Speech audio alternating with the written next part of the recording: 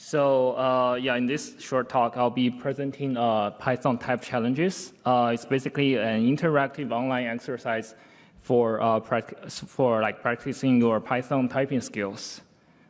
So before we start, a little bit about me. I go by the handle Laike9m everywhere on the internet. You can find me on Twitter or Mastodon. I also have a podcast. It's in Chinese called Python Hunter. Basically, we talk about all the Python and programming stuff. So a lot of people talk about Python packaging today, and we also have the honor to host the author of PDM once, Frostmin. So he's on our podcast twice, talking about all the packaging stuff.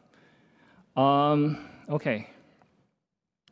So first, quiz time.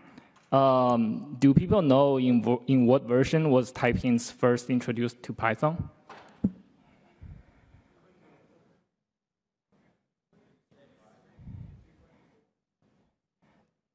Okay, so I heard some right and wrong answers, and also the next question: what is the total number of paths about typing? Just take a guess.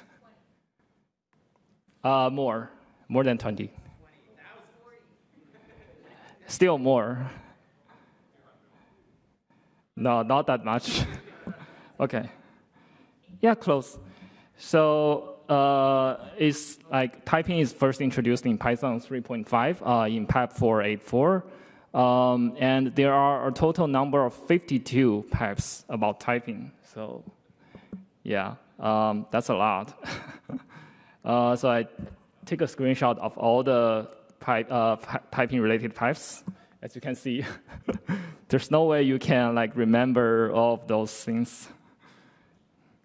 So now there's some challenges. For newbies, they wonder how do I start learning this stuff, right? It's besides all the existing Python syntax, and even for experienced devs, they wonder how do I keep up with everything.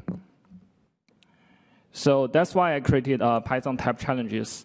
It's an interactive online exercise that covers everything about Python typings. So it is incremental. We have questions from easy to hard, all instructed, and it is practical so that you can learn one thing at a time. This is the link to the actual website, and this is the GitHub repo. So time for some lab demo, which I really like. Okay, so let me put full screen. So once you enter the website, you can see a bunch of questions listed from basic to intermediate to advanced to extreme. So for beginners, let's assume I'm the first time learner to Python typing. So let me click into a very basic challenge. So this is a challenge called any. It tells you how to use any. Okay, so we can see that there's some instructions here. It says complete the code following the instructions, so that lines followed by expect type error fail the type check, while others can pass. So on the right side, you can see some test code. Here we have a full function. As instructed, if we pass 1 into the function, it should pass. If we pass 10, it should also pass. But if we pass 2 parameters, it should fail, because we have this expect type error at the end of the line. So as you can probably see, it's very easy to just from. Okay, so maybe we can. Let's not do anything and run it first. So if we run it, you can see that the challenge failed because we expect this line to report an error, a type checking failure, but it does not. So this does not work. But if we say from typing import any and say put an any here, it can pass. Ooh, okay. So that's basically how it works. We have so many other challenges from the easy ones to intermediate ones to advanced ones. We have, for example, the things that help you practice, let's say, I think we have some ones for generics. It should be, yeah, we have many many challenges about generics and things like typedict. So you can take a try yourself. We also provide some handy features like hints. Okay, so this one does not have hints. So if you are stuck, you can read the hints. We have links to the docs of those typing related documentation. And you can also open the PyWrite playground. So if you don't know this stuff, it's a tool created by the PyWrite team. And it's basically a replicate of this challenge, but with PyWrite Playground, you can get things like autocomplete and more timely warnings and arrows. So, yeah.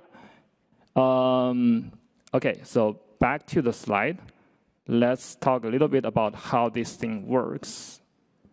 So on a very high level, this is a Flask project. So we run Flask and PyWrite in the backend, and we use Jinja and HTMX in the front end. So when you see the website, we have so basically we stored all these questions and answers on GitHub. Or actually as a static file, as a static Python file.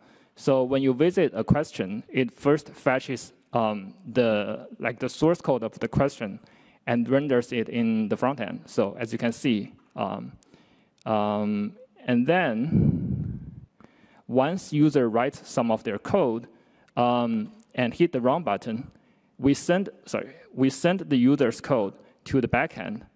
And then we run this code against PyWrite. So if you don't know what PyWrite is, it is a type checker created by Microsoft. It's basically a competitor or an alternative choice to MyPy.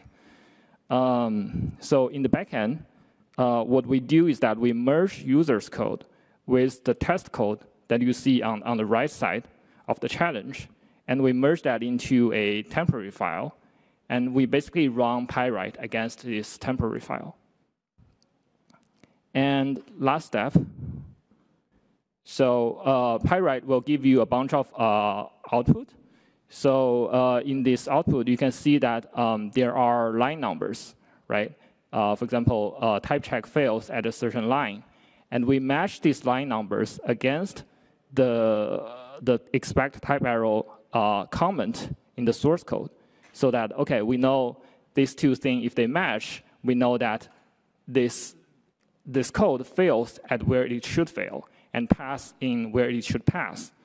And if it does not match, we know that user did not write the correct code. So yeah, so that's basically how this whole thing works.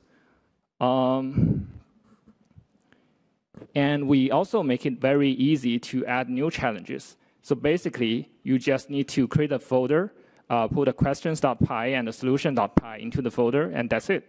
You now have a new challenge. So if you like to contribute, feel free to check this guidance. Yeah, I'm not sure if I have some time for questions, but. You have 1 minute questions. Okay, cool. Okay. Nice. Any questions? Anybody? Any takers? Quick questions? Got one? Is it possible to run it with Pyodide in the browser, or is PyWrite unable to run in the browser to the server? We run PyWrite in my server in the backend. I'm not sure if it's available in the browser through something like PyScript, but PyWrite itself is written in TypeScript. So I imagine that it is possible.